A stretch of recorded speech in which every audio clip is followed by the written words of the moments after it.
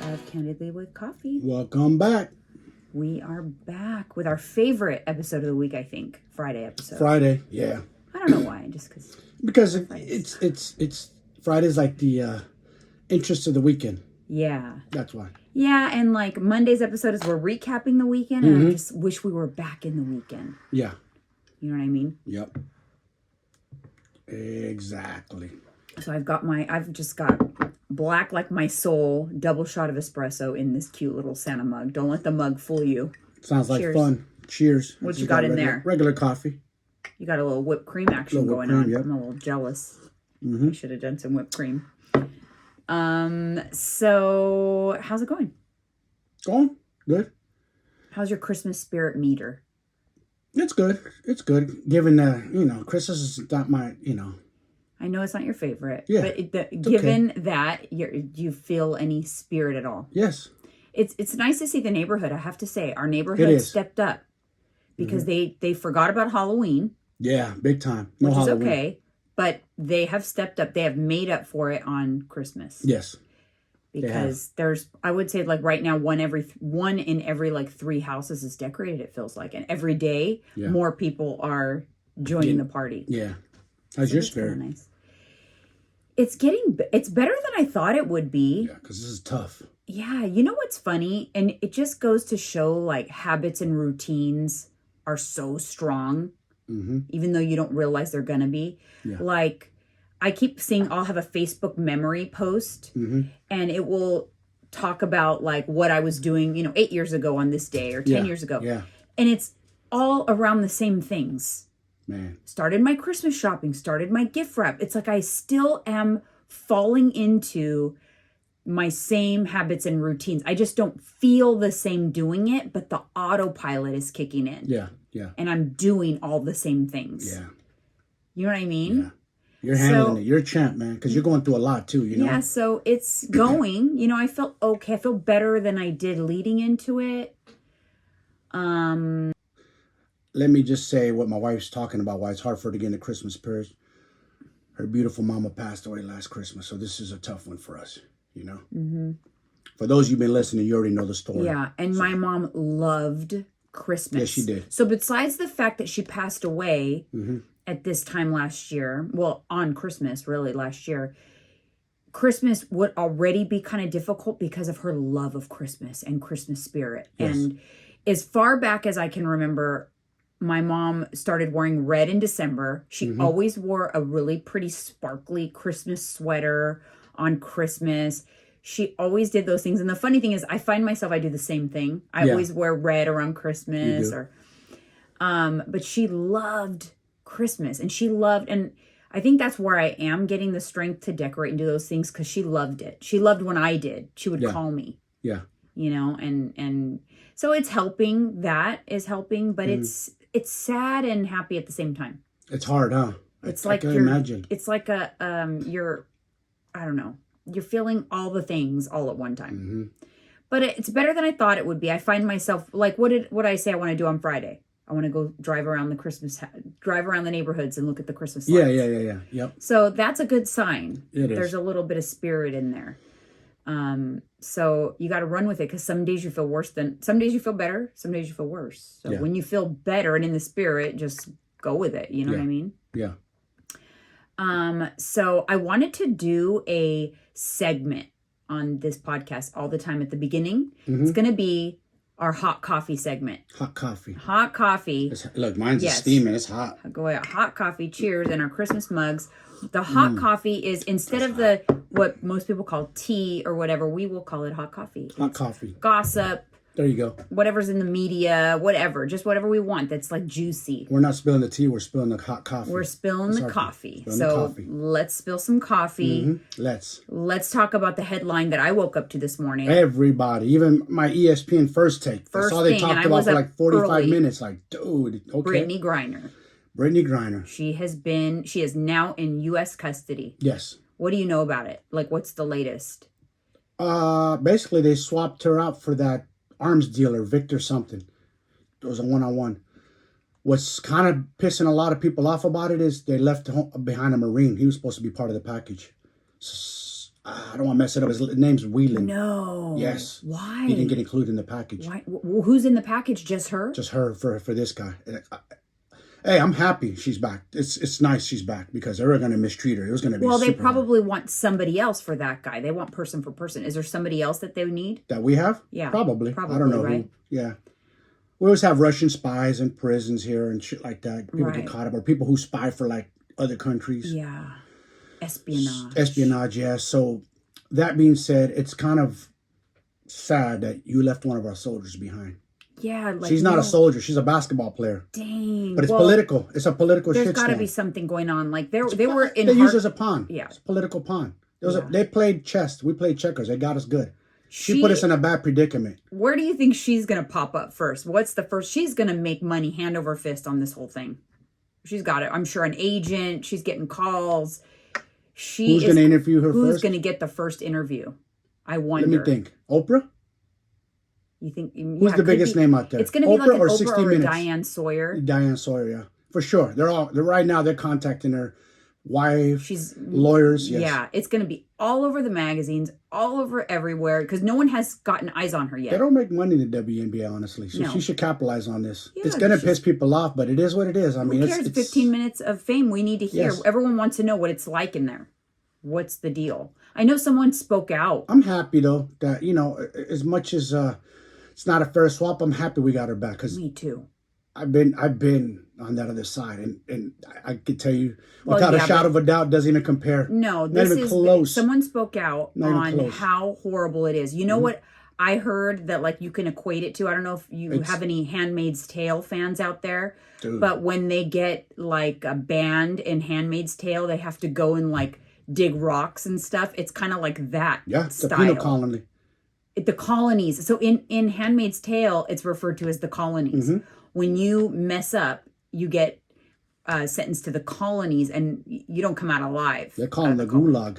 So in Russia, it's called the gulag. Gulags. You're sent to the gulag, where they're going to send her like so that's what they would equate it to. No, she did get there though, didn't she? Yes, she did. She was there for. Can you imagine? She's almost 7 feet tall. You think they have beds made for 7-footer? That's what. So she probably was like in a fetal position every night, squeezing a little bed. Bad for your body. Bad for your back. Her joints probably hurt. Again, she made a stupid mistake. Anybody listening out there? I know I'm not the only one who smokes cannabis, but if you go travel international, don't bring that with you. Don't even bring a vape pen, because you have to know their laws over there. Don't even risk it. They can see everything on those machines now when you go through your luggage. Any little anomaly. Not only that. Don't risk it.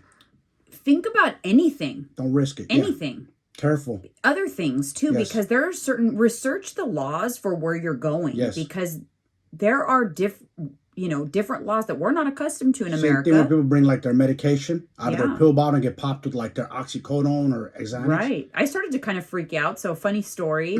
I was prepping for a fitness competition. So I had a very strict supplement regime, not steroids. It was just over-the-counter supplements. Mm-hmm. But I had them out in like baggies and stuff. So they were not in their packaging. And we went on a cruise to Mexico. Tell them that story. Mm-hmm. And I don't know if maybe when they flagged me, maybe coming in or something because of what was in my bag, or maybe something. But because remember they held my bag. I don't know if we remember I got a notice. Mm-hmm. I got a notice in the first day that my bag was flagged when we were doing our like life vest thing. My bag was flagged, so I thought, oh no, because I think I had snuck on alcohol. Oh. And I thought it was that, but it wasn't that. It just, something was wrong. When I went and I was able to get it. So it was like they put my bag under more scrutiny or whatever. Yeah. So I was able to get my bag. Yeah. But I think at that time that put some sort of a red flag on us or whatever, because I had all these supplements.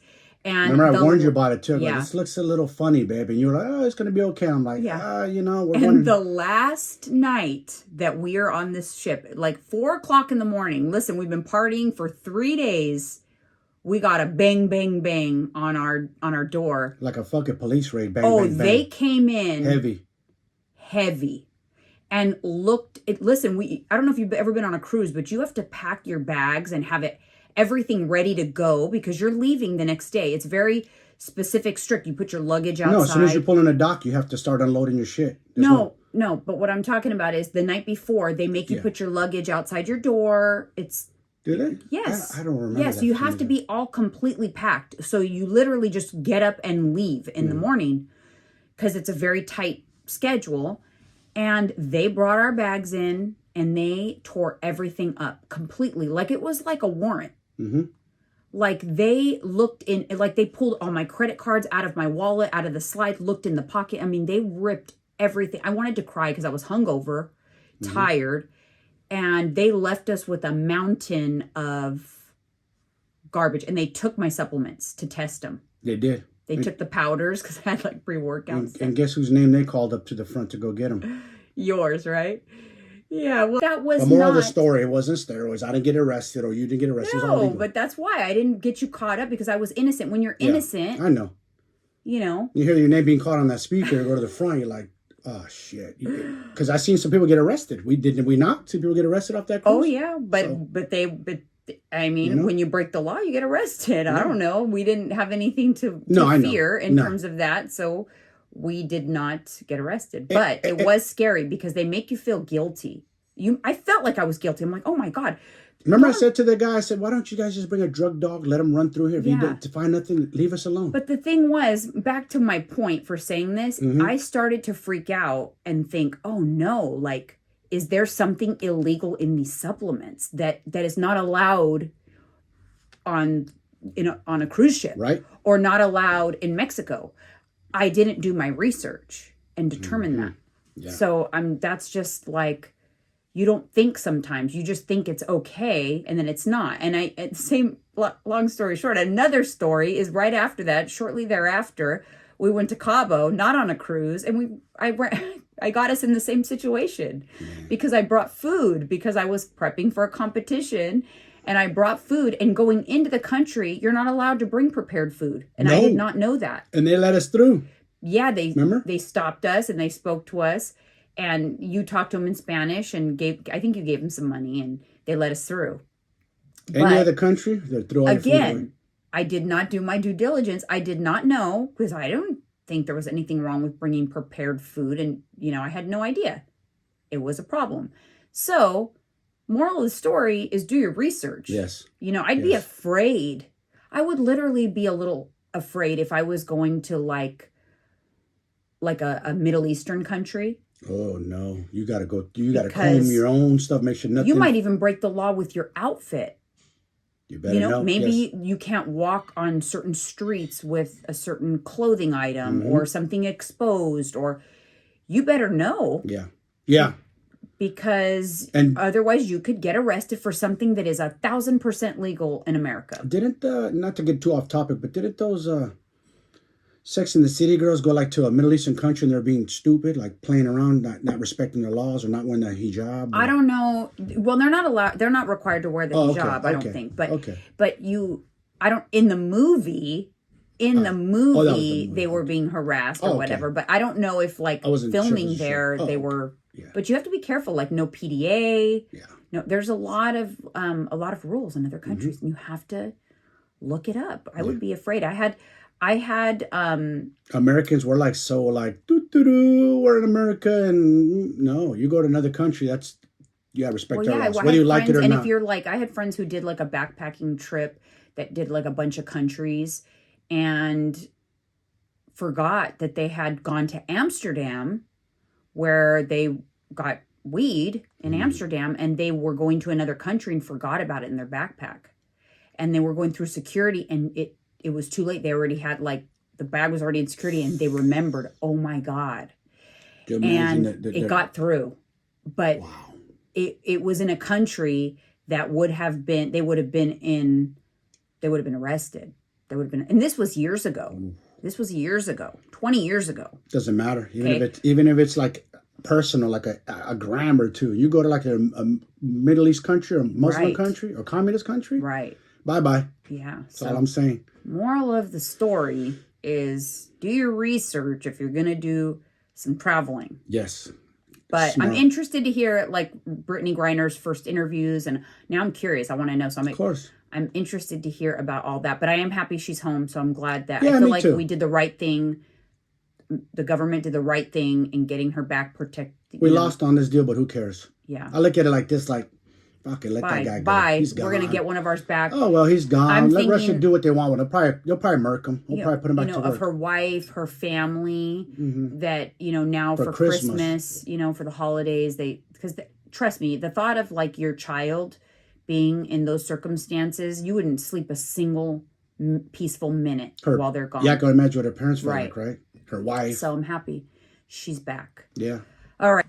From another documentary that we recently watched on Netflix, I wanted to talk about anxiety on this episode.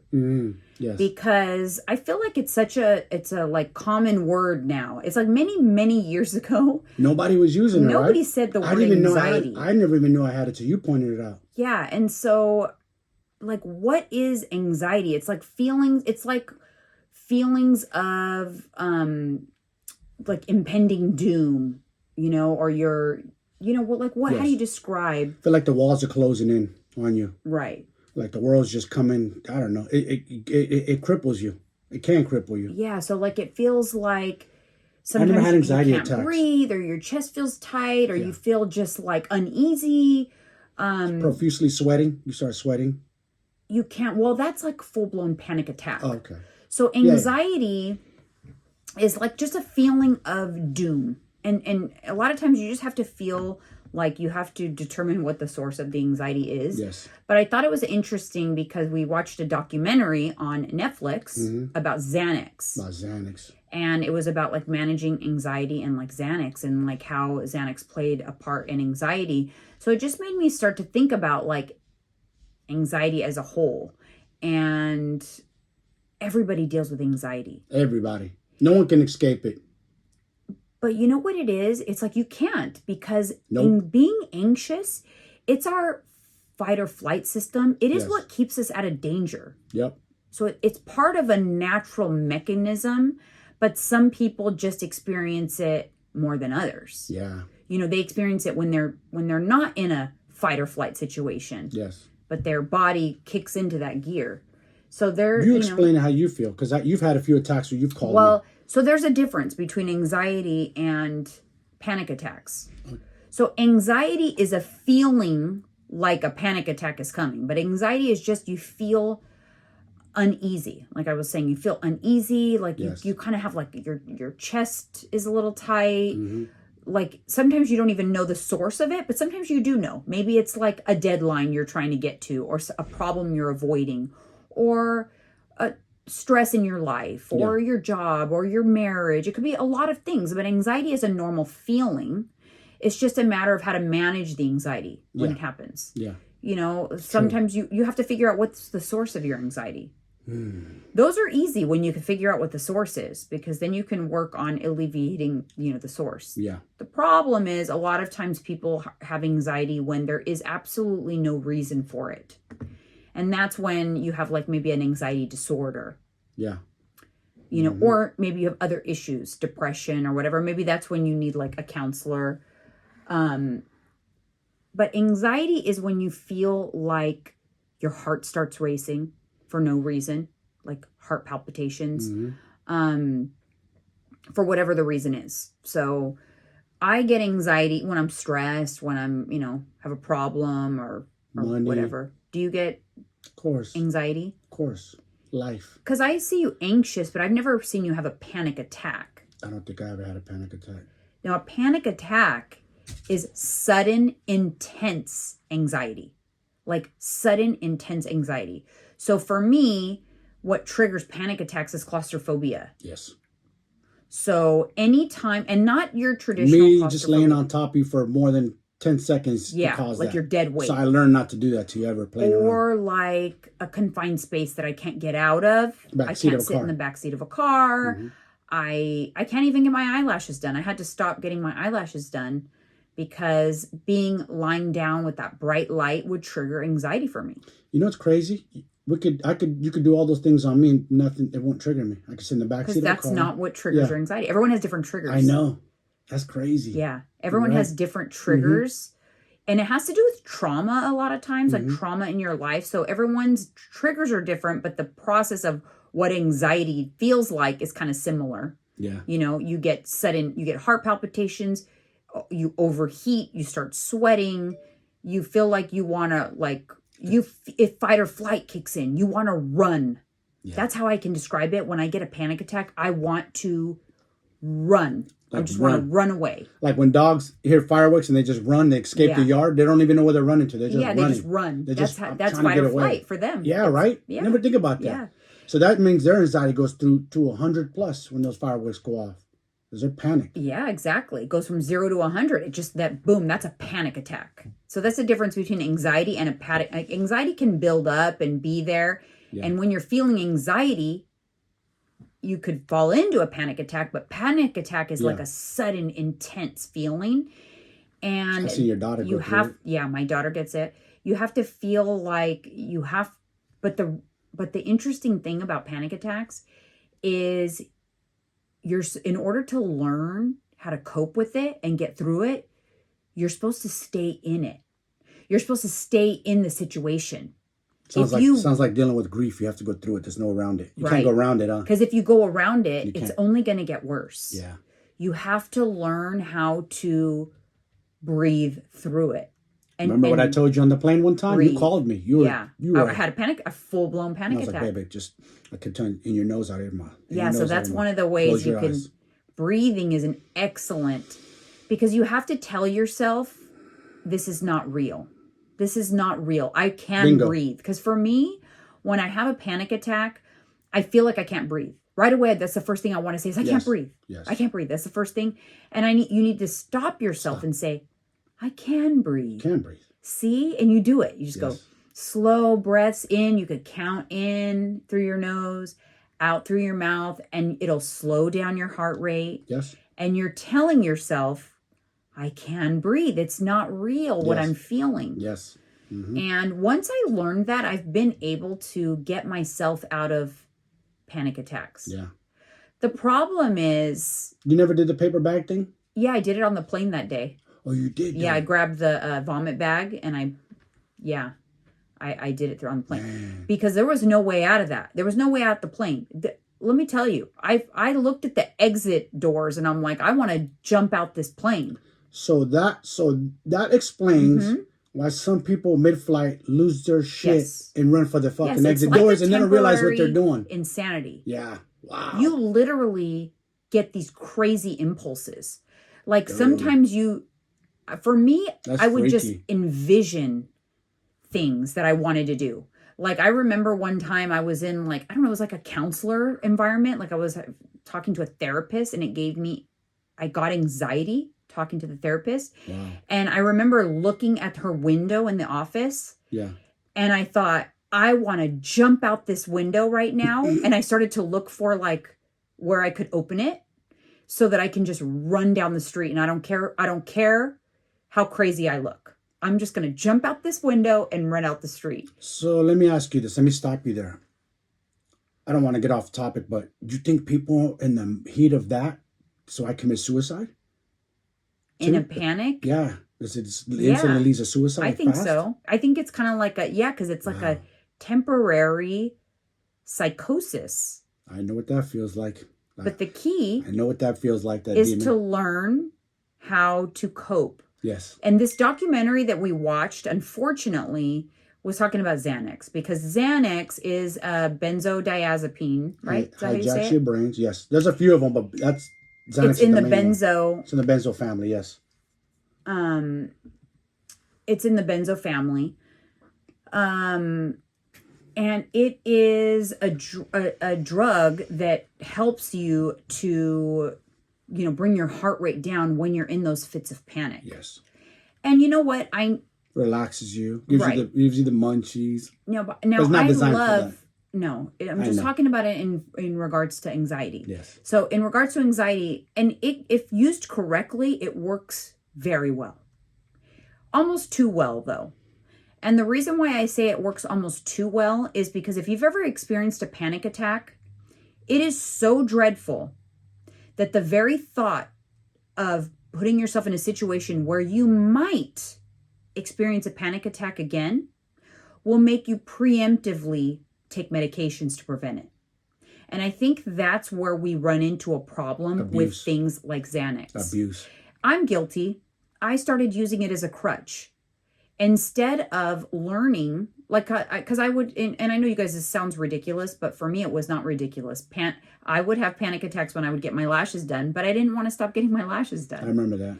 So I would take a Xanax preemptively before my appointment so that I could get through the appointment, instead of having some difficult appointments where I used it as an opportunity to work through the anxiety so that I could eventually have my lashes done without panic attacks. I only worked through it when I had to. So when I had a panic attack when I wasn't expecting it, I was able to a couple of times talk myself out of it, breathe my way through it. Yeah, it was dreadful. You told me. But I got through it. Takes a lot of work. But it was dreadful. So I didn't want to do that anymore.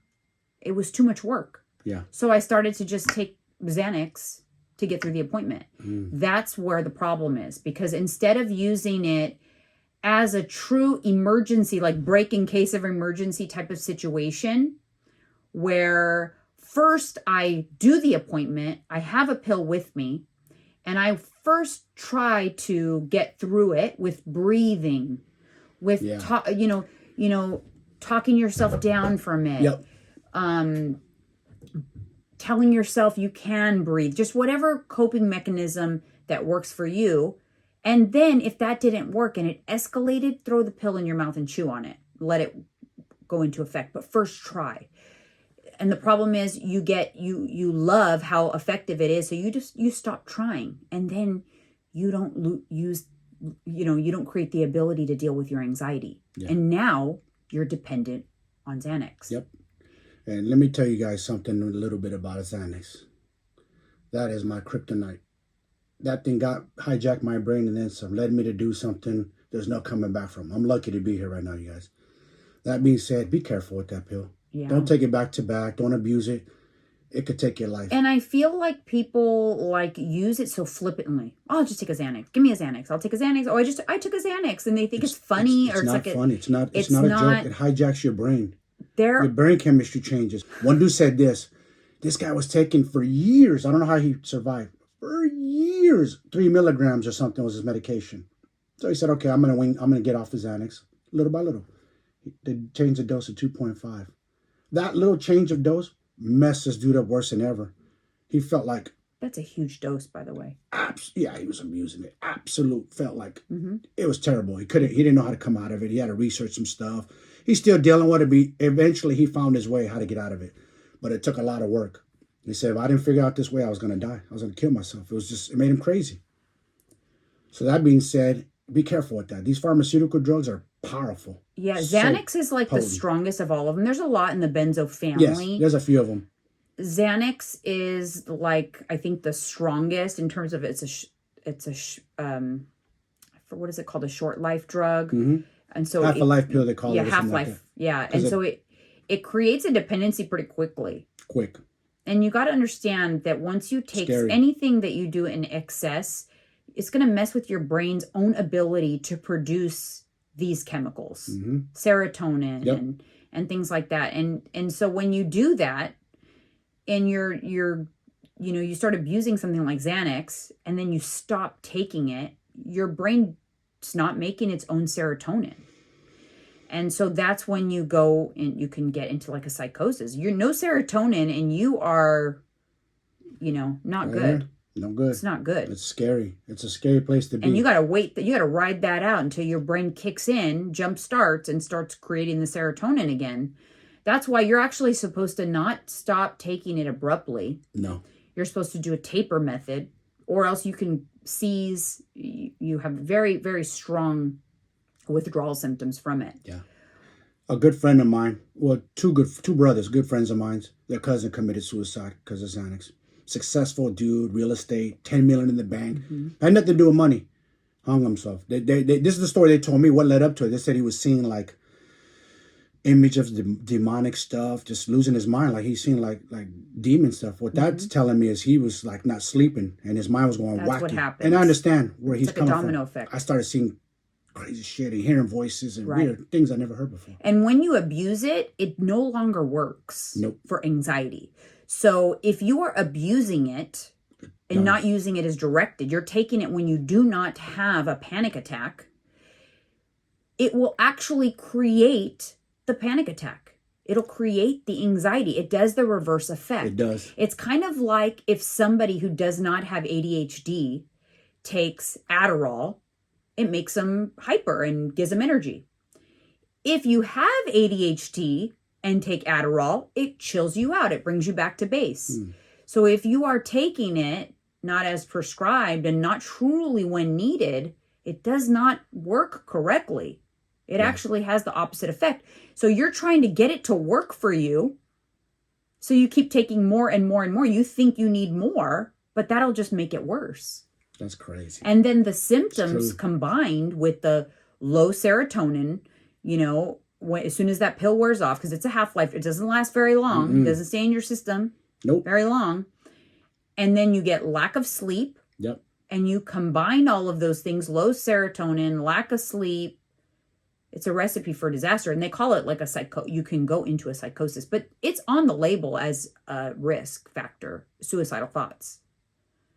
Man. But it's hard for me because I felt like I did get to a point where I was taking it more often than I needed to for what I needed it for, but I never took it for reasons other than true panic attacks or impending panic attacks. You've had real panic attacks. I've seen panic attacks. Scary panic attacks. Now I find that I just will try to avoid the situation, but I am better at getting through a panic attack without the crutch because you feel stronger these days about it? Your anxiety, managing it, I'm better at managing it because when you're forced to manage it, because you don't want to take the medication, so you're like, no, I'm not going to take the medication. I'm going to figure out how to get through it and not go around it. And I love you for that because you did that for me too. You didn't want to be taking Xanax knowing I have a problem and it almost took my life. Well, exactly. That's the point. So. You have to support it. So I thought, you know what? I have to support the situation and I have to figure out other ways. Yeah. You know? So I did. And you know who else helped me with that is Tyler. I think he struggles a little bit with anxiety too. But he once talked I me. made my eyes well up thinking about that because you're a good wife. Oh, thanks, babe. And you saved my life. And you know, I don't have a problem admitting that. I love you out of my heart. I would give my life for you. That's what you did for me. Oh, that's so nice. I was in a dark place. I didn't want to live anymore. And it wasn't, I didn't love you. Just felt like I was no good to this world anymore. I know. Well, you got hijacked. Yeah. You know, it was your situation was. Sorry, you guys. It's just. Your situation was it was like the perfect storm. I've never been scared like that in my life. I've been to jail, prison, the streets, gangs, you name it. I thrived in that stuff. This pill shit, scares me. I have no control. That's why I never did hard drugs when I was younger. I always stuck to weed, ecstasy, and drinking, like things I can control. I never did like cocaine or heroin or crack. Ecstasy was playing with fire though, because that alters your brain chemistry. I was young in my 20s like a dummy. I thought I could control it, and I did. I never got addicted to it, but a lot of people did get addicted to it back then too. Yeah, but can I be honest with you? I feel that your imbalances could be attributed to the fact that you drained your serotonin levels with ecstasy, and you didn't, you know, your brain doesn't fire because of that. Yeah. You could have caused some damage to your chemistry with that. Didn't think about it when I was younger. You know? Stupid, because that's what you do. Yeah. Ecstasy brings you high. But the calm down and it drains your serotonin. It drains your serotonin. I'm surprised more people haven't committed suicide off like ecstasy or Molly's. Yeah. I know people who he said that he abused it so badly that he doesn't generate serotonin. So it literally robbed him of life's joy. Yeah. And he still does not have life's joy. Like he doesn't get excited about the little things. That's sad. You know? I still do. So that's a good thing. Sorry, guys. No, that's okay. Just I mean, keeping it real. this is what it's all about. I mean, it was your kryptonite. You always say it was your kryptonite. Yeah. So, I am happy though, because it forced me to figure out ways around it. I'm not going to say I have not taken a lorazepam, not a Xanax, but a lorazepam since then. I have on extreme scenarios. I have taken something to help me with an anxiety or impending panic attack. And that's fair for you. That's not fair. That's fair. That's okay. And I'm okay with that. But not like I was. Yeah. I had to stop and think. And like I had said before, like Tyler is actually someone that helped me through. Mm-hmm. Like he told me, like, you got to just power through it. You got to, talk yourself through the panic attack, not go around it. And he once talked me out of a really bad panic attack that I almost had in the line for the Indiana Jones ride at Disneyland. Oh, wow. Because remember, how you're underneath in the caves. And I looked at him and he looked at me like, Mom, he could tell. I was already looking at the walls thinking, how can I scale these walls to climb over these people? I don't care if I'm ripping people's hair out on the way out. I'm getting out of here. Like, my mind already goes into crazy places. And it's like he could see it. And he's like, Mom, just breathe it out. It's fine. Everything's fine. There's plenty of room in here. There's plenty of air. So he talked me through it. And I remember thinking, and let me tell you this. It is so rewarding when you talk yourself out of a panic attack and it works. I bet. You feel like $1 million. You just mastered it, right? Your brain. I remember that day. I'm still so grateful to him for that moment. I think it was like the first time I ever was able to do that. And cool. I remember feeling like $1 million. I was in such a good mood the rest of the day because I was like, wow. See what I'm saying? Like just that. It was like a high. You felt like you mastered it. It was like a natural high.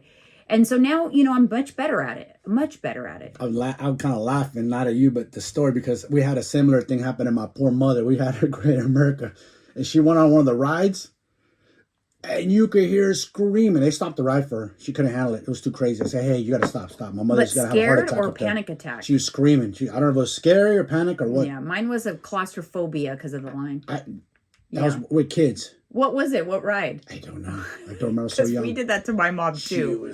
It's not cool. No. You think about it now. We made my mom go on the log ride think about it in her Santa 40s. Cruz.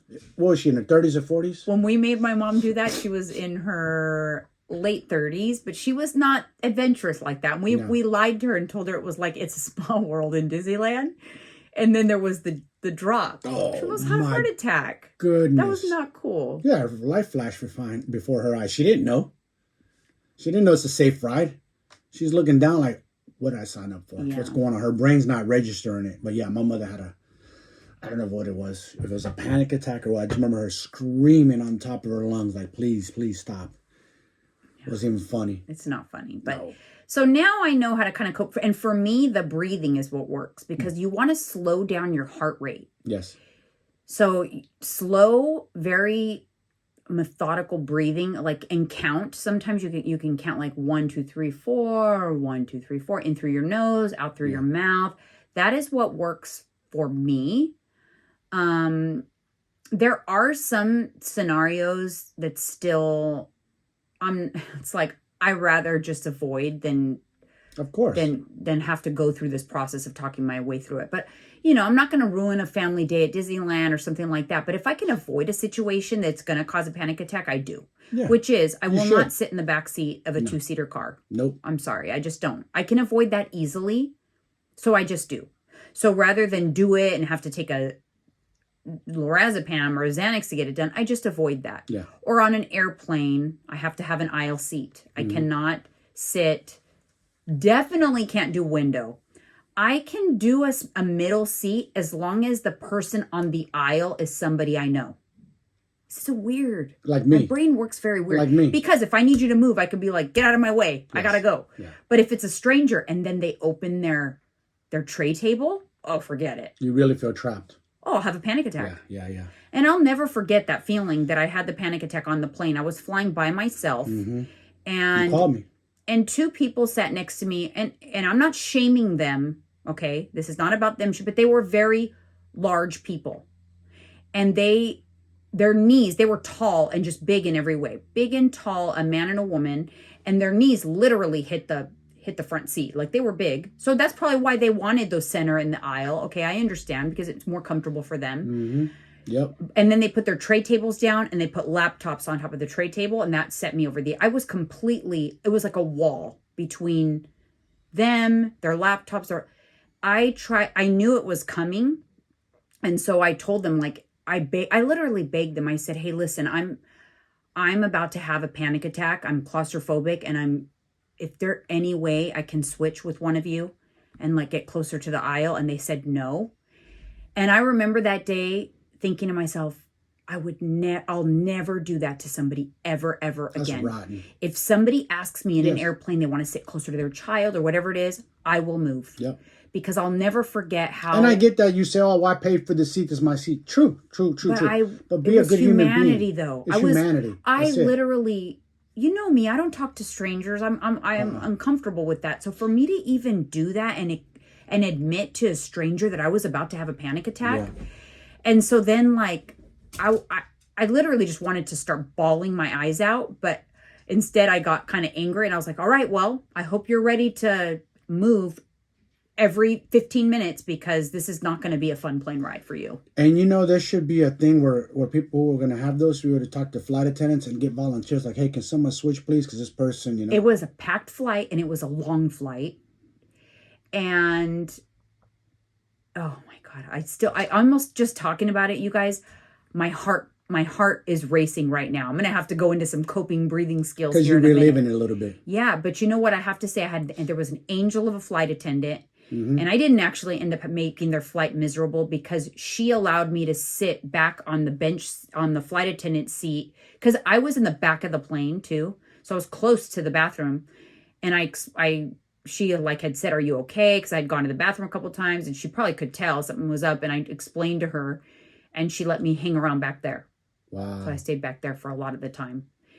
And I'll never forget that, because I felt like she was an angel. Too bad we don't know her name. We'll give her a shout out. I felt like she was an angel on earth, because those people, I was so devastated. Mm-hmm. I bet. Because unless you've been there, you don't know what it's like. Yeah. It's just awful. It really is. Wow. So breathing, guys. And you know what? Like, just like with grief, I think we talked about that last week. It's like the best way to deal with anxiety is to go through it and talk your way through it and breathe your way through it. If you're in a situation like me, breathing works, like you said, in a bag. Yeah. You want to slow your heart rate down. Sometimes even like lifting your arms above your heart will help bring your heart rate down. That's what we do in between rounds of fighting. You always see fighters like this with their hands. And we take big, slow breaths for that reason, to bring the heart rate down. That's a known thing in fighting. Put your hands up. Yeah. Always put your hands up and breathe, and close your eyes. It just helps. Relax. Mm-hmm. It helps. And for somebody that has panic attacks, sometimes even an elevated heart rate will kind of trigger a panic attack, because you're scared, because it's the same kind of feeling you get when you're in a panic attack. So the key is to learn how to control your heart rate, control your breathing, control your thoughts.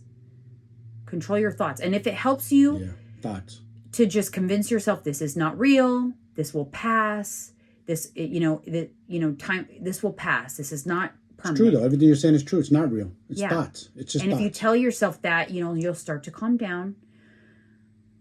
And if you need something for emergencies, it's okay to take as directed, but just don't use it as a crutch. Don't abuse it. You guys. Don't use it as a crutch. Use it only if the coping skills don't work, and have it as an emergency only. And remember that it's, Remember the fire extinguishers in school? Break glass in case of emergency. Only in case of emergency. You don't just walk by every time, okay, I'm going to break the glass because I think an emergency is coming. Right. No.